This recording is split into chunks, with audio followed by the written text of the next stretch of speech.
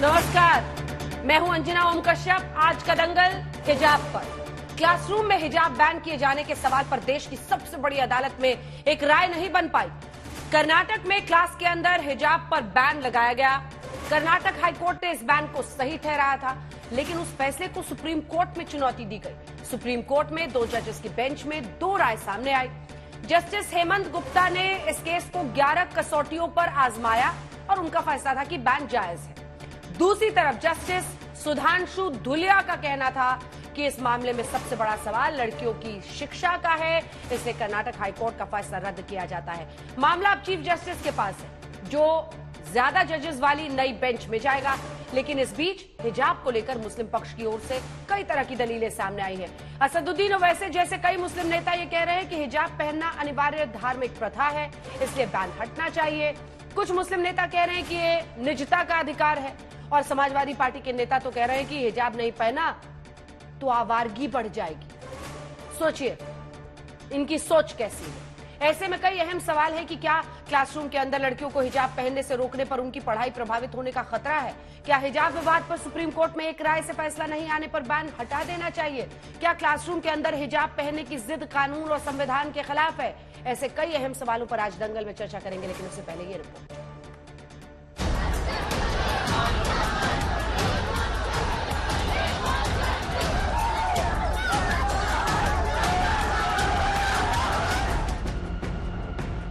Classroom में हिजाब के अधिकार को लेकर जो हाहाकार पिछले 7 महीने से मचाया जा रहा था, उस केस में सुप्रीम कोर्ट के 2 जजों की पीठ के बीच भी एक राय नहीं बन पाई।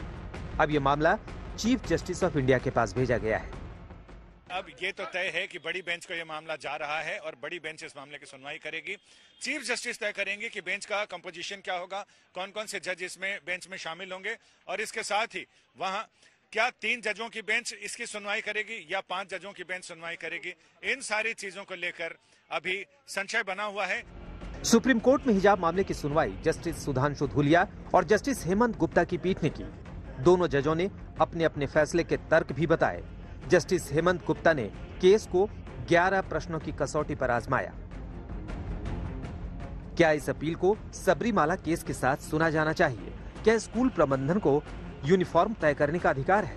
क्या हिजाब नहीं पहनने से संविधान के अनुच्छेद 25 का उल्लंघन होता है? अनुच्छेद 25 के तहत अंतरात्मा और धर्म की स्वतंत्रता का दायरा क्या है? अनुच्छेद 25 के तहत अनिवार्य धार्मिक प्रथा का दायरा क्या है? क्या अनुच्छेद 19(1)(a) में बोलने की आजादी और अनुच्छेद 21 में निजता का अधिकार पूरक है? सरकार का आदेश क्या अनुच्छेद 19 और 14 के तहत तर्कसंगत है? क्या हिजाब पहनना अनिवार्य धार्मिक प्रथा है? क्या छात्राएं अपने अधिकार के तहत स्कूल के अंदर हिजाब पहनने की मांग कर सकती है? क्या सरकारी आदेश से साक्षरता और शिक्षा को बढ़ावा देने के खिलाफ है? क्या सरकारी आदेश गरिमा और सौहार्द के खिलाफ है? जस्टिस गुप्ता का वर्डिक्ट ये था कि जो पिटिशनर्स, उन्होंने 11 क्वेश्चन फ्रेम किए थे और उन्होंने कहा कि ये 11 क्वेश्चन वो पिटिशनर्स के अगेंस्ट आंसर कर रहे हैं। इसका मतलब कि वो पिटिशन को उन्होंने डिसमिस किया। दूसरी तरफ पीठ के दूसरे जज जस्टिस सुधांशु धुलिया ने अपने फैसले में कहा, हिजाब पहनना पसंद का मामला है। यह मुख्य रूप से अनुच्छेद 19(1)(a) के इस्तेमाल और अनुच्छेद 25(1) का सवाल था। इससे ना कुछ ज्यादा ना कम। समाधान के लिए जरूरी धार्मिक प्रथाओं का मुद्दा आवश्यक नहीं था। कर्नाटक उच्च न्यायालय ने वहां गलत रास्ता अपनाया। ये लड़कियों की शिक्षा से जुड़ा मामला है। जो उनके दिमाग में एक बात बहुत ज़्यादा जिसने उनके जजमेंट को इन्फ्लुएंस किया, वो ये थी कि जो गर्ल स्टूडेंट्स हैं उनकी क्या उनका जीवन हम इस जजमेंट से किसी तरह आसान कर रहे हैं, इस ऑर्डर से हम आसान कर रहे हैं। अब इस विवाद का फैसला सुप्रीम कोर्ट की बड़ी बेंच में होगा, लेकिन तब तक कर्नाटक सरकार का फैसला और हाई कोर्ट के आदेश के मुताबिक कर्नाटक के कॉलेजों के अंदर हिजाब पर प्रतिबंध जारी रहेगा। ನಮ್ಮ ಎಲ್ಲ ಶಾಲಾ ಕಾಲೇಜುಗಳಲ್ಲಿ ಕರ್ನಾಟಕ ಎಜುಕೇಷನ್ ಆಕ್ಟ್ ಪ್ರಕಾರ, ಕರ್ನಾಟಕದ ಎಜುಕೇಷನ್ ರೂಲ್ ಪ್ರಕಾರ ಯಾವುದೇ ತರವಾದಂತ ರಿಲಿಜಿಯಸ್ ಪ್ರಾಕ್ಟೀಸಸ್ಗೆ ಅವಕಾಶ ಇಲ್ಲ। अब हिजाब के पक्ष में समाजवादी पार्टी के नेता ने एक और अजीबोगरीब दलील दी है। समाजवादी पार्टी सांसद शफीकुर रहमान बर्क ने कहा है कि हिजाब के बिना आवारगी बढ़ेगी। आपका हुक्म दिया गया है कि वो पर्दा रहें और बेपर्दा होकर बाजारों में गलियों में न घूमें। इससे चूँकि हालात बिगड़ते हैं, आवारगी बढ़ती है इससे। और आज अगर इसमें कोई पाबंदी लगाई जाती है कि हिजाब की ज़रूरत नहीं है, वो ये कहते हैं, तो इससे समाज को भी न सिर्फ इस्लाम को बल्कि समाज को नुकसान हो। हरियाणा के मंत्री अनिल विज ने लिखा कि पुरुषों ने ही महिलाओं को हिजाब डालने को मजबूर किया। पुरुष अपना मन मजबूत करें, महिलाओं को सिर से पांव तक ना ढकें। ये नाइंसाफी है, महिलाओं को हिजाब से मुक्ति दें। इस हिजाब वाले प्रकरण में स्वयं इस्लामिक देश दो विचारों में बटे हुए हैं।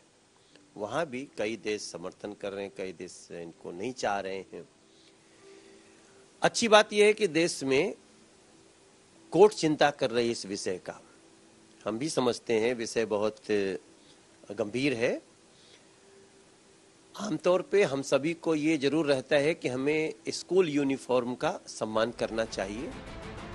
दरअसल उडुपी में कुछ लड़कियों ने क्लासरूम में यूनिफॉर्म के ऊपर जबरन हिजाब पहनने की जिद की थी। इसके बाद कर्नाटक सरकार ने 5 फरवरी 2022 को आदेश दिया था कि शिक्षण संस्थान की मैनेजमेंट कमेटी यूनिफॉर्म पर आखिरी फैसला ले सकती है। इसके बाद यह विवाद कर्नाटक हाईकोर्ट पहुंच गया था, जहां 15 मार्च को हाईकोर्ट ने कर्नाटक सरकार के फैसले को सही ठहराते हुए कहा था, क्लासरूम में स्कूल यूनिफॉर्म पहनने से संविधान के अनुच्छेद 21 के तहत मिलने वाली अभिव्यक्ति की आजादी और निजता के अधिकार का उल्लंघन नहीं होता।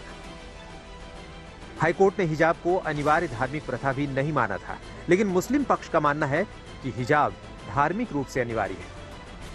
अल्लाह ताला अलैहि वसल्लम पैगंबर इस्लाम के हदीस में भी हिजाब के लिए हुक्म दिया गया है कि हिजाब मुस्लिम औरतें पहने। हिजाब मुसलमानों के लिए खास तौर से कुरान पाक में जो हिदायत दी गई हैं कि लेडीज को, महिलाओं को अपना सर ढक लेना चाहिए, सर ढका होना चाहिए, इस बात की हिदायत दी है। जस्टिस धूलिया ने हमारी बातों को एक्सेप्ट करा। जो हमारी बातें थी वो बहुत जेन्युइन थी, और हमारी बातें ये थी कि आर्टिकल फ्रीडम हमको मिला हुआ है रिलीजियस, वो आर्टिकल्स हमारे साथ है, उसको फ्रीडम रखना चाहिए। और उसके चलते लड़कियों को हायर एजुकेशन सेंटर पर जाने के लिए ड्रेस कोड का बाउंडेशन नहीं होना चाहिए। पूरी दुनिया में जहां महिलाओं को समानता का अधिकार मिल रहा है, हिजाब जैसे कुप्रथा से मुक्ति के लिए संघर्ष चल रहा है, वहां इस मसले पर भारत में सुविधा की सियासत भी खूब हो रही है। हम ईरान में उन महिलाओं का समर्थन कर रहे हैं जो हिजाब का विरोध कर रहे हैं, क्योंकि वो हिजाब की अनिवार्यता का विरोध कर रही हैं, और हम भी उसकी अनिवार्यता का विरोध कर रहे हैं उनके साथ। और अपने देश में हिजाब पर बैन लगाना, यानी ये तय करना कि वो नहीं पहना जा सकता है स्कूल और कॉलेज आने के लिए, हम उसका भी विरोध कर रहे हैं, क्योंकि महिलाओं की इच्छा और उनकी स्वेच्छा से ये फैसला होना चाहिए। फिलहाल सुप्रीम कोर्ट में हिजाब पर एक राय नहीं बन पाने के बाद क्लासरूम में हिजाब की जिद करने वाली छात्राओं का हौसला बढ़ा है। उन्होंने पहले हिजाब की धार्मिक अनिवार्यता की दलील दी थी, अब महिला शिक्षा के लिए हिजाब को जरूरी बताने की दलील दी जा रही है। अनीसा माथुर के साथ संजय शर्मा, दिल्ली आज तक। हमारे साथ इस वक्त AIMIM के मुखिया असदुद्दीन ओवैसी जी लाइव जुड़ रहे हैं। ओवैसी साहब, स्वागत है आपका आज तक पर। मेरा पहला सवाल आपसे यही कि आप जस्टिस धूलिया की जो बातें हैं उसका हवाला दे रहे हैं, लेकिन दूसरी तरफ जस्टिस गुप्ता भी तो हैं, उनका तो यही मानना है कि बैन बरकरार रहे। ऐसे में आप कैसे कह सकते हैं कि रोक हटा दी जाए? नहीं, हम तो उम्मीद कर रहे थे कि सुप्रीम कोर्ट से यूनानिमस जजमेंट आएगा हिजाब के फेवर में, मगर सुप्रीम कोर्ट के दोनों जजेस ने डिफर किया है, तो वो उनका वो राइट है, हम उसको रिस्पेक्ट करते हैं। अब जस्टिस धूलिया साहब ने जो कहा है, मेरी नजर में वो सही बात उन्होंने कही है, क्योंकि उन्होंने क्या कहा है, उन्होंने ये कहा है कि चॉइस एक बहुत बड़ी चीज होती है किसी भारत के नागरिक के लिए, और उन्होंने कहा कि चॉइस ना ज्यादा ना कम वो चॉइस है। उन्होंने आर्टिकल 14 और 19 का हवाला दिया है, तो मैं उसको मेरी नजर में वो एक बेहतरीन फैसला धूलिया साहब का था। बात स्कूल में यूनिफॉर्म की है ओवैसी साहब, बात स्कूल में यूनिफॉर्म की है। ये जो गुमराह किया जा रहा है कि देश भर में हिजाब पर बैन लग रहा है, ऐसा नहीं है ना, ये बात स्कूल में यूनिफॉर्म की है।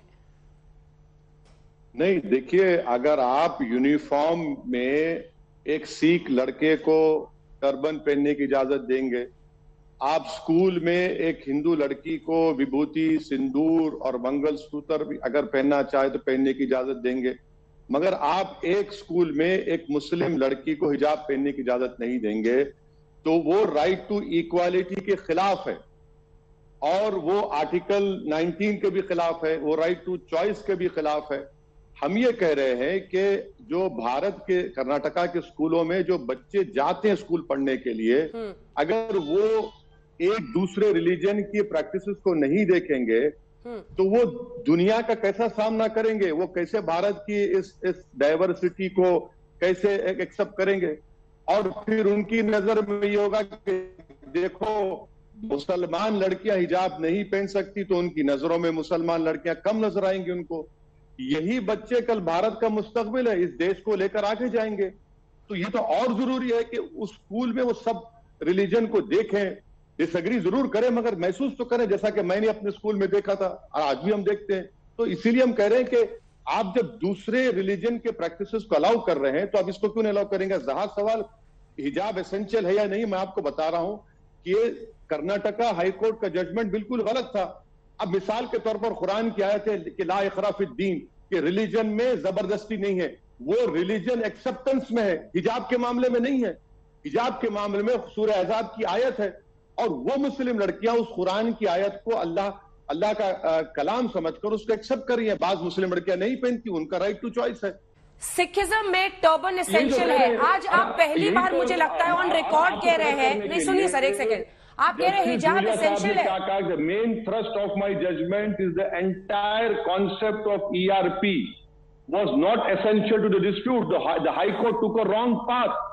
और हाई कोर्ट ने मैडम कुरान की आयतों को उसका मिस ट्रांसलेशन किया तो गलत है ना। बिल्कुल आप कह रहे हैं कि इस्लाम में एसेंशियल है, तो जो अनेकों लड़कियां हिजाब नहीं पहनने का चयन कर रही हैं अपने जीवन में, वो सब इस्लाम को फॉलो नहीं कर रही हैं, वो कमतर मुस्लिम है आपसे। देखिए ये कमतर है या नेक है या वली है या वलिया है, इसका फैसला तो अल्लाह करेगा। मगर जब अल्लाह कुरान में फरमा दिया है कि हिजाब, निकाब और चादर ओढ़ना ये कुरान में अल्लाह का हुक्म है, आप नहीं पहनना चाह रही, वो भारत के संविधान में आपका राइट टू चॉइस है। मेरा राइट टू चॉइस हिजाब पहनना है, आप उसको कैसे रोकेंगे? नहीं। और मैं किसी के नेक होने पे या खराब होने पे मैं फैसला नहीं कर सकता हूं, क्योंकि जब मैं अपने गिरबान में सुनिए जब मैं अपने गिरबान में झांकता हूं तो मैं खुद एक गुनाहगार आदमी हूं। मैं कौन हो सकता हूं किसी का फैसला करने वाला कि ये नेक औरत है, ये गुनाहगार है? ये तो अल्लाह करेगा। मगर जो अल्लाह का कुरान में फरमान है वो तो ये है ना, वो एसेंशियल है। ये बहुत खतरनाक खेल खेल रहे हैं आप ओवैसी साहब। मैं ऐसा बोलना नहीं चाहती थी लेकिन मुझे बोलना पड़ रहा है, क्योंकि आप एक तरफ से तो ये भी कह रहे हैं कि जरूरी है, अल्लाह का हुक्म है कि हर लड़की को हिजाब पहनना चाहिए, उसके बाद दूसरी तरफ आप कह रहे हैं कि हम जज नहीं कर सकते हैं। लेकिन जज की जाती है ना लड़कियां, इसी बना पर उनको जज किया जाता है कि इसने हिजाब नहीं पहनी है, ये कमतर मुसलमान है, जिसने पहनी है, जिसने टोपी पहनी है वो बेहतर है, जिसने दाढ़ी रखी है वही बेहतर है। ये तो गलत है ना सर, ये स्टीरियोटाइप प्रोपेगेट करना। ईरान से लेकर विश्व भर में ऐसे मुल्क हैं जहां पर लड़कियां विद्रोह कर रही हैं, वो हिजाब नहीं पहनना चाहती हैं, बाल काट रही हैं, हिजाब नहीं पहनना चाहती हैं। आप तो उन पर नैतिक दबाव डाल रहे हैं, दमन का हथियार बना रहे हैं। नहीं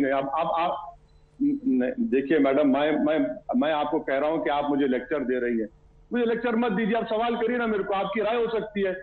आप ही के इंग्लिश चैनल की एक रिपोर्टर ने लाइव चैनल पर अपने बाल काटे, क्या उस चैनल के रिपोर्टर को हिजाब पहनना था? फिर आप उन मुस्लिम कर्नाटका की मुस्लिम लड़कियों के बारे में, ईरान में जो हो रहा है आपको उसकी फिक्र है, जहां पर फंडामेंटल राइट्स नहीं है। ईरान एक इस्लामिक कंट्री है, भारत एक किसी मजहब का कंट्री नहीं है। ईरान की फिक्र नहीं है वैसी साहब, लड़कियों की फिक्र है। ईरान की फिक्र नहीं है, लड़कियों की फिक्र है। और विश्व भर में अगर लड़कियां बाल काट रही हैं तो उसका सिर्फ एक मतलब है सर, वो ये कि लड़कियों के लिए हिजाब को दमन का हथियार मत बनाइए, ये मॉरल पुलिसिंग मत कीजिए। आपको अनेकों लोग सुनते हैं देश भर में। नहीं, मैं हरगिज आपकी बात को नहीं मानता, आप गलत कह रही हैं। आपको ईरान से मोहब्बत है, मुझे भारत से मोहब्बत है मैडम, मुझे भारत की बच्चियों मुझे लड़कियों से मोहब्बत है, राइट टू कल्चर, मुझे लड़कियों से मोहब्बत है, मुझे उनके अधिकारों से मोहब्बत है। आपको नहीं, नहीं है, आपको मोहब्बत नहीं है, आपको सिर्फ उनसे मोहब्बत है जो आपकी तरह हिजाब नहीं पहनती है। क्या मैंने कभी कहा किसी टीवी चैनल पर जाकर आकर कि मैं उसी का एंकर से बात करूंगा जो हिजाब पहनती है? मैं तो रिस्पेक्ट करता हूं। आपको मानना पड़ेगा कि जो हिजाब पहनती है, आप लड़िए, बिल्कुल आखिरी वक्त तक लड़ूंगी। अगर किसी महिला का अधिकार है हिजाब पहनने का और वो शौक से पहनना चाहती है, मैं उसके लिए भी लड़ूंगी। लेकिन अगर कोई शौक से नहीं पहनना चाहती है तो मैं उसके लिए भी लड़ूंगी, लेकिन स्कूल में नहीं। जहां यूनिफॉर्म है वहां पर नहीं, बिल्कुल सही है। जहां पर यूनिफॉर्म है वहां पर नहीं। एसेंशियल टू इस्लाम कहा गया है। कहीं पर अगर ऐसी लाइन है तो मुझे वो भी पढ़ के सुना दीजिए। अरे मैं आपको पढ़ के सुना दिया हूं। Main thrust of my judgment is the entire concept of ERP was not essential to the dispute. The high court took a wrong path. Yes, और वही जज ये बोलना चाह रहे हैं कि ये बच्चों की शिक्षा की बात है। यहां से वो आगे लड़कियों की शिक्षा पर आ रहे हैं। यहां से वो ये नहीं एस्टैब्लिश कर रहे हैं कि एसेंशियल टू इस्लाम है सर। हाँ बिल्कुल बिल्कुल अब मैडम, बच्चियों की शिक्षा, अगर आप ये कहेंगे कि हिजाब नहीं पहनेंगे तो अलाउ नहीं करेंगे तो शिक्षा मुतासिर होगी ना। तो आप मिसलीड कर रहे थे ना सर, बेकार ही मेरी रिसर्च टीम को कोस रहे थे। आप मिसलीड कर रहे हैं ना। जज साहब ने ये नहीं स्थापित किया है सर। बिल्कुल सही है, ये नहीं स्थापित किया है एसेंशियल टू इस्लाम है। मैं आपको जी मैडम सुनिए, उन्होंने कहा है main thrust of my judgment is the entire concept of ERP was not essential to the dispute. The high court took a wrong path. अब आप बताइए इसमें और क्या बोलना चाहिए? हाई कोर्ट रॉन्ग पाथ लिया है। उन्होंने क्या कि ultimately it is a matter of choice, article 14 and 19। अब 14 एंड 19 क्या है बताइए? फिर आप मेरी ही बात यही तो हम कह रहे हैं। अच्छा, और एक चीज हाई को सर, आप मेरी ही बात। अरे मैडम, मैं आपसे कह रहा हूं, नहीं बिल्कुल नहीं प्रूफ कर रहा हूं। मेरी बात आपसे मुख्तलिफ है, बिल्कुल अलग है मेरी बात आपसे। चलिए सर, अभी तो 3 जजेस के बेंच पर पूरी सुनवाई होनी है और वहीं से फैसला आएगा। लेकिन बहुत बहुत धन्यवाद आपका ओवैसी साहब हमारे साथ जुड़ने के लिए और हिजाब के मुद्दे पर। बहुत शुक्रिया, धन्यवाद। तो तमाम सवाल जवाब आपने असदुद्दीन ओवैसी के साथ सुने। अब रुक करते हैं यास्मीन फारूकी, हमारे साथ सदस्य all India Muslim personal law board की जुड़ रही हैं। सायरा शाह हलीम एक्टिविस्ट कोलकाता से जुड़ रही हैं। सायदा फलक एक्टिविस्ट हमारे साथ जुड़ रही हैं। अंबर जैदी हमारे साथ एक्टिविस्ट जुड़ रही हैं। सुजाता पांडे हमारे साथ जुड़ रही हैं। यास्मीन जी, मैं आपके साथ शुरुआत करना चाहती हूं। आज सवाल यह है कि दमन का हथियार है या फिर इस्लाम में जरूरी है? क्योंकि अगर इस्लाम में जरूरी है फिर राइट टू चॉइस की तो बात ही नहीं आएगी कि मैं चुन सकूं कि मैं पहनूं या नहीं पहनूं। फिर तो जो इस्लाम नहीं मानेगा या जो लड़की नहीं पहनेगी उसको लेकर सब उस पर कीचड़ उछालेंगे। क्या मैं सही नहीं बोल रही हूं यास्मीन जी? जी, मैं आपको सुन रही हूँ। अंजना जी, मैं वो जवाब दूं आपको? बात खत्म हो गई हो तो बोले। मैं ये कहना चाहती हूँ, देखिए मैं दोनों पहलू। अब पहली बात तो अंजना जी, हमारे पास 2 जजेस थे और दोनों की अलग अलग राय थी। इससे ये जाहिर होता है कि 2 राय लोग रख सकते हैं। जब जजेस जैसे लोग रख सकते हैं तो आम आदमी भी 2 राय रख सकता है, पहली बात। दूसरी बात, आप जो धर्म की बात करती हैं मेरे से, मेरी आवाज गई शायद। नहीं, आपकी आवाज आ रही है, धर्म की बात मेरे से कर रही हैं तो धर्म का जहां तक सवाल है, आप अंजना जी अच्छी तरह जानती हैं कि धर्म में नमाज पढ़ना हमारे यहाँ फर्ज है। कोई नहीं पढ़ता। सरदारों में वो कड़ा पहनना जरूरी है, वो लगाना सर पे वो बांधना जरूरी है। पर कुछ लोग करते हैं, दाढ़ी कट रखना जरूरी है, पर कुछ लोग काट देते हैं, नहीं रखते हैं। तो ये चॉइस हो गई आपकी। धर्म को भी मानना, कितना मानना कितने नहीं मानना, ये भी एक चॉइस है।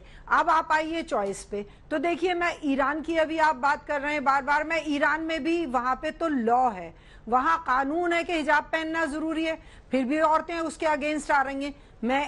मैं उसको ये कहती हूँ कि भाई किसी पे जुल्म मत करो, तुम इस पे ज्यादती मत करो। अगर वो नहीं पहनना चाहती, उनकी चॉइस है। अगर इंडिया में औरतें पहनना चाहती हैं, जी आ रही हूँ।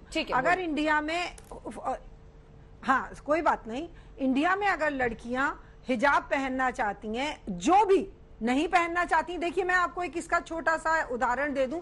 मेरी मदर आज तक बुर्का ओढ़ती हैं, मैं बुर्का नहीं ओढ़ती, मैं सर पे दुपट्टा लेती हूँ। मेरी बेटी शायद जीन्स पहनती है, तो ये उसकी चॉइस है, आप उसको चॉइस पे छोड़ दो, आप जबरदस्ती मत करो। हाँ, जो लोग जबरदस्ती करते हैं वो गलत है, लेकिन जो अपनी मर्जी से कौन तय करेगा कि कौन उनके ऊपर जबरदस्ती करना? देखिए फारूकी जी, यही तो प्रॉब्लम है ना, खुद तय करेंगी, ये लड़कियां खुद तय। आपको लगता है इस देश में इतनी आजादी है तमाम लड़कियों को? आपको खुद आपने अपने जीवन में नहीं देखा है? बिल्कुल इतनी, आपने अपने जीवन में नहीं देखा है कि लोगों को जबरन किस तरह से मजबूर किया जाता है? नहीं, मैं बिल्कुल नहीं मानती इस बात को। मेरे पे कभी कोई जबरन नहीं हुई, मैं 60 एज में हूँ, पर मेरे पे कभी कोई जबरन नहीं हुई। और अगर वो ये कहता है एक तरक्की पसंद, और वक्त के साथ साथ चेंज आता है।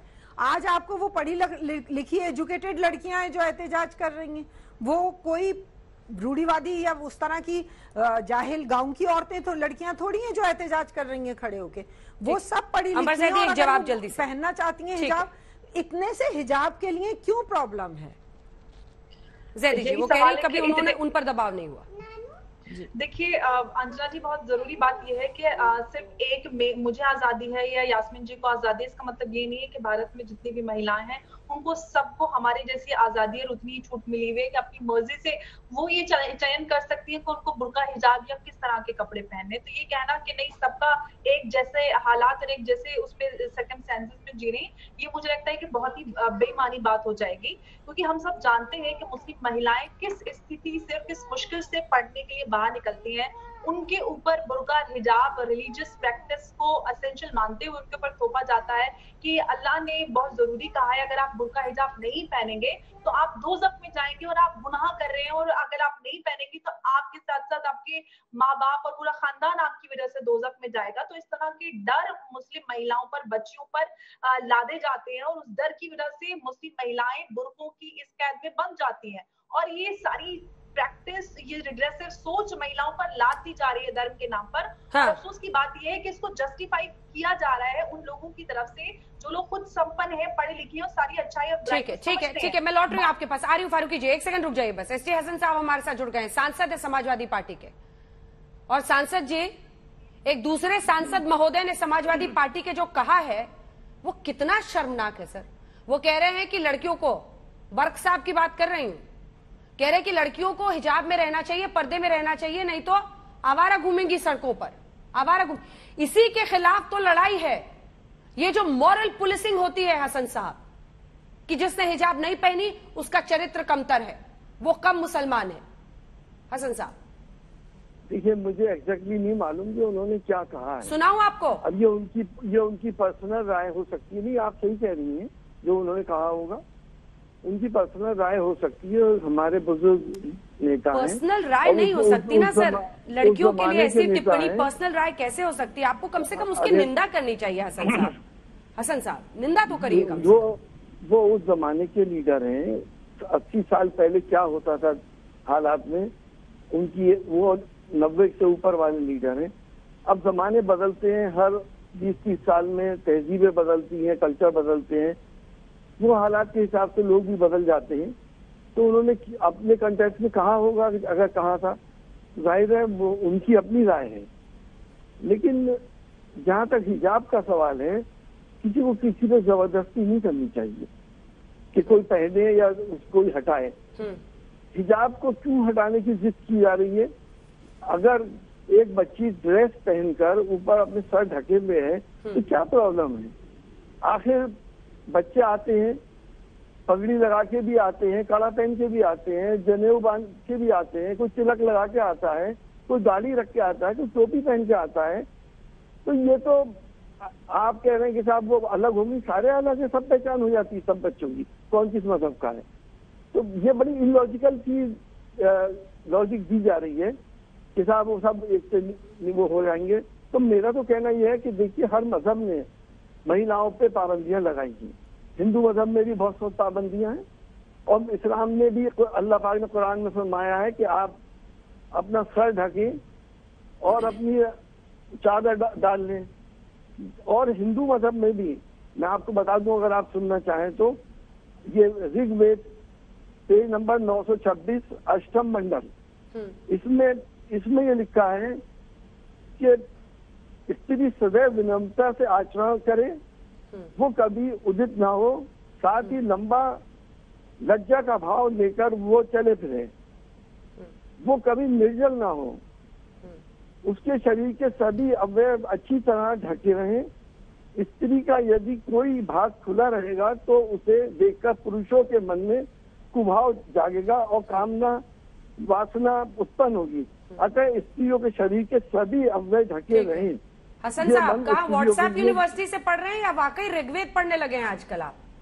जब मैंने आपसे शफीकुर रहमान बर्क पर एक सवाल किया तब आपने उनकी निजी राय बता दी, और अब आप हिंदू धर्म को लेकर, यही है ना, हिंदू वर्सेस मुस्लिम से बनाइए। हसन साहब, ये नहीं कह रहा, हसन साहब देखिए, इसमें इफ एंड बट नहीं होना चाहिए। लड़कियों के लिए आवारा जैसे शब्द का इस्तेमाल कर रहे हैं शफीकुर रहमान बर्क, और आप कह रहे हैं कि उनकी उम्र की वजह से हो रहा है। ये घटिया मानसिकता है सर। हसन साहब, आप तो इतने एग्री नहीं करता, मैं तो अग्री नहीं तो निंदा कीजिए ना, वो सांसद है साहब, कुछ भी कह देते हैं लड़कियों के बारे में। मैं उनका पहले बयान देख लूं, मैं दिखाऊंगी आपको। चलाइए, नहीं चलिए सर, आप नहीं आप सुनिए सर, अब आप सुनिए बयान।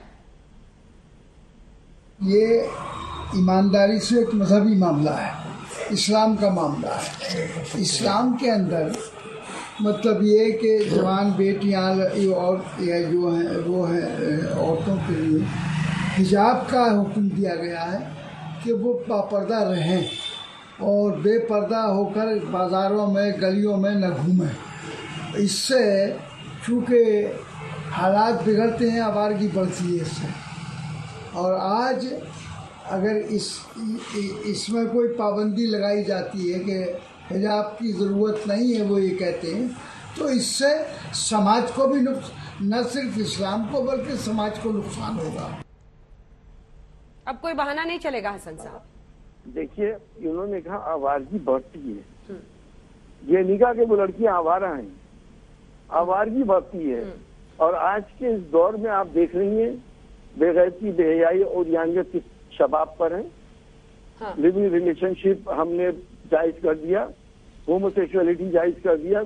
तो अब तो जमाने बदल गए हैं, लोगों की कदरें बदल गई हैं, इंसानी कदरें सब बदल गई हैं। अच्छा हुआ हसन साहब हमने आपको सुनाया, अब तो पता चल गया कि आपका भी दिल वही कहता है, मतलब आपके मन में भी वही है।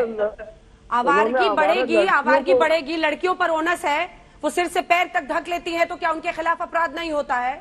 लड़कियों का उत्पीड़न नहीं होता है हिजाब पहनने पर? लड़कियों के साथ घटनाएं नहीं होती हैं हिजाब पहन लेने पर?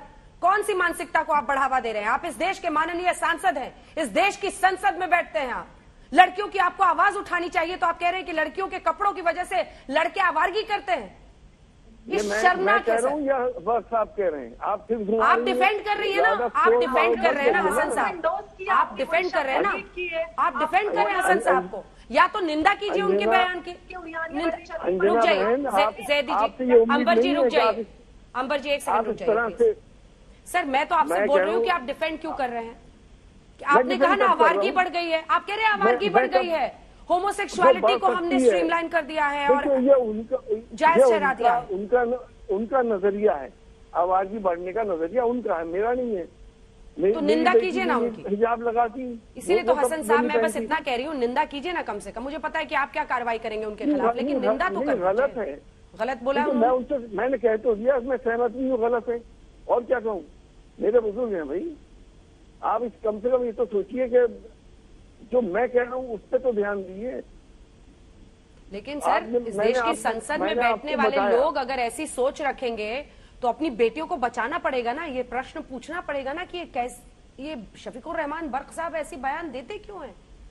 क्यों कहते हैं कि बच्चियां अगर हिजाब नहीं पहन रही हैं तो उससे आवारगी बढ़ेगी? बच्चियां जिम्मेदार हैं क्या उनके साथ जो घटनाएं हो रही हैं उसके लिए? नहीं, बिल्कुल नहीं है, और बहुत सी चीजें जिम्मेदार हैं। हम आपको टीवी चैनल पे नहीं डिस्कस कर सकते, वो चीजें अलग हैं। लोग अपने मजहब से दूर हो रहे हैं, धर्म से दूर हो रहे हैं, इसलिए सब कुछ हो रहा है। जैदी जी आप जवाब देना चाह रहे हैं?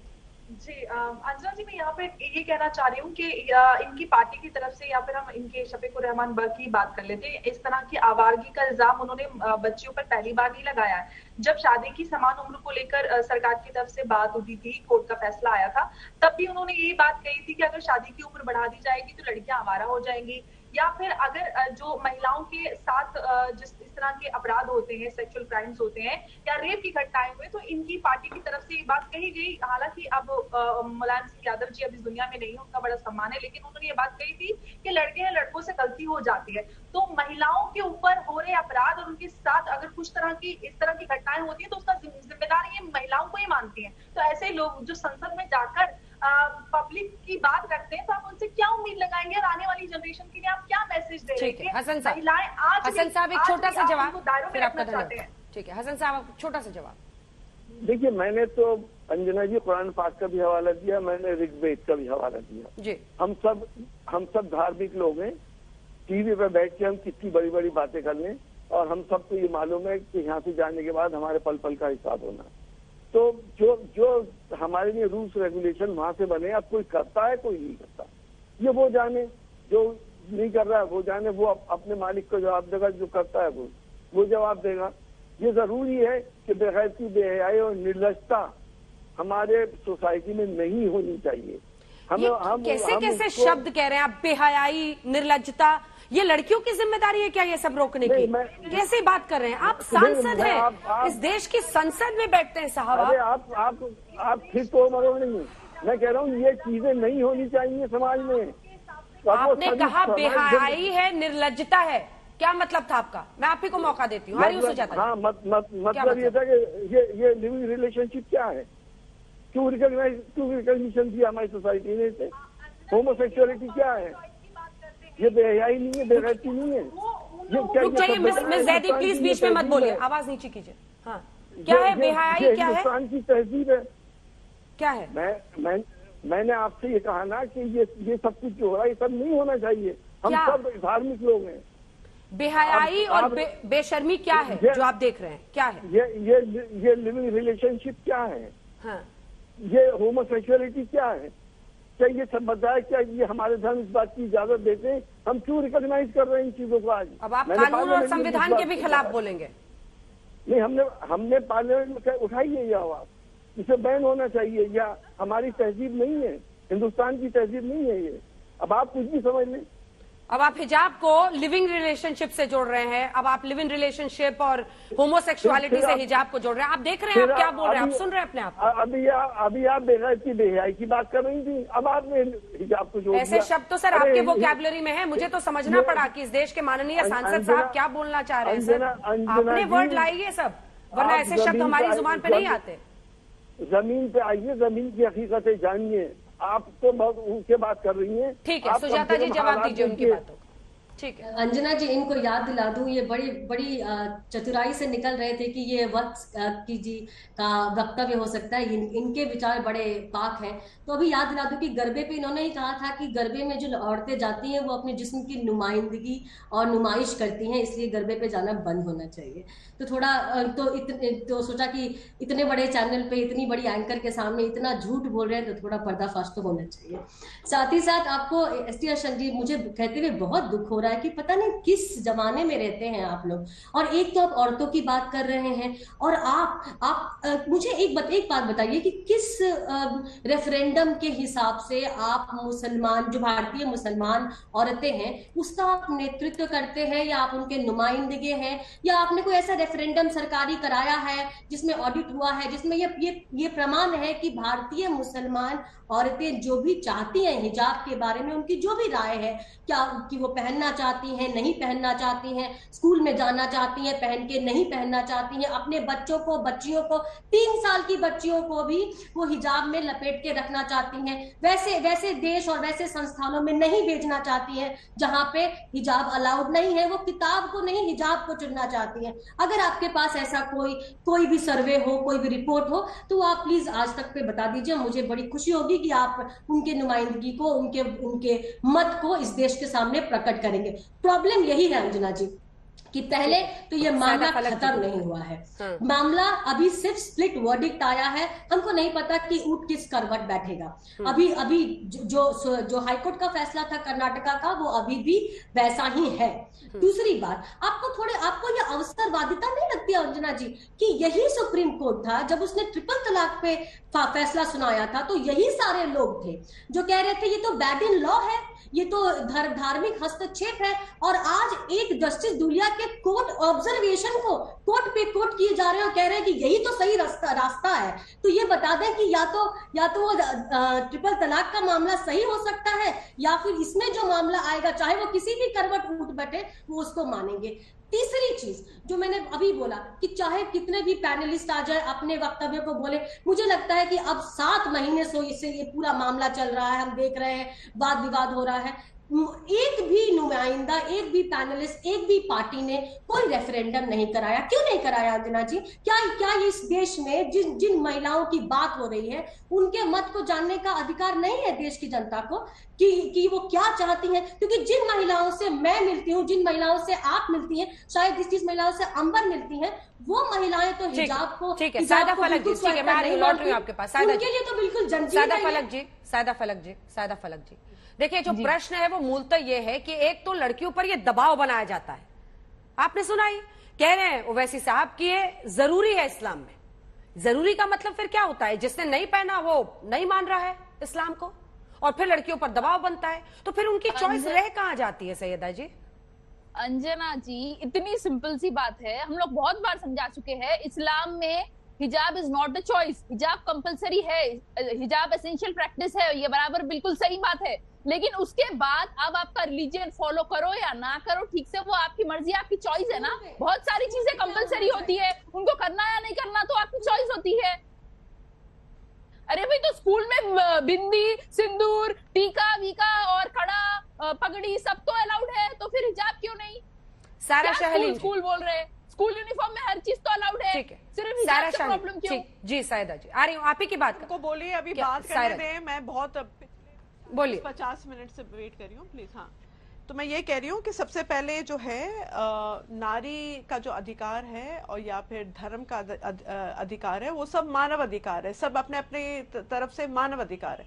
तो मैं ईरान की महिलाओं के साथ खड़ी हुई हूँ जो कह रहे हैं वो मोरालिटी पुलिस से कि हमें हिजाब नहीं पहनना है, मैं उनके साथ खड़ी हुई हूँ।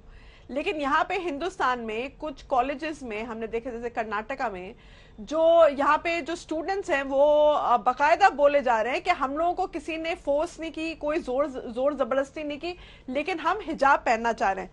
और मैं एक और बताऊं कि यहाँ पे जो है ये बच्चियों का जो एक गोपनीयता होती है, प्रिवेसी होती है, उसके ऊपर एक आक्रमण हुआ है। क्योंकि यहाँ पर आप सोचिए, इतनी दकियानूस परिवारों से आती हैं लड़कियां, ऑर्थोडॉक्स फैमिली से, जहां पे एजुकेशन पाना भी एक बहुत बड़ी बात है, बहुत बड़ा चैलेंज है।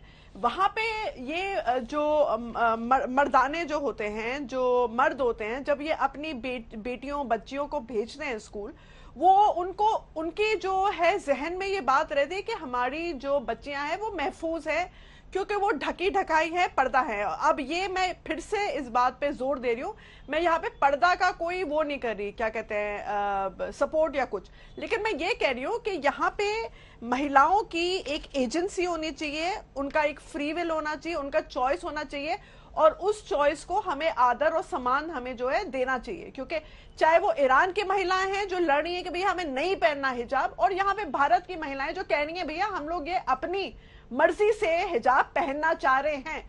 तो किसी औरत पे कपड़े को लेकर या उसके सहज दहेज को लेकर कोई भी जोर नहीं होना चाहिए। और यहाँ पे जो गवर्नमेंटी जो कोई इंटरफेरेंस होता है वो बिल्कुल नहीं होना चाहिए, चाहे वो ईरान में हो या हिंदुस्तान में हो या कहीं पे भी हो। यहाँ पे औरतों, बिल्कुल वक्त हमें इतने की इजाजत देता है, लेकिन आखिरी सेंटेंस यही है कि बस उसका खुद का फैसला हो, उसकी खुद की चॉइस हो। लेकिन इसकी गुंजाइश रह कहां जाती है? जैसे ही आप उसे जरूरी बता देते हैं हिजाब के मामले में इस्लाम में।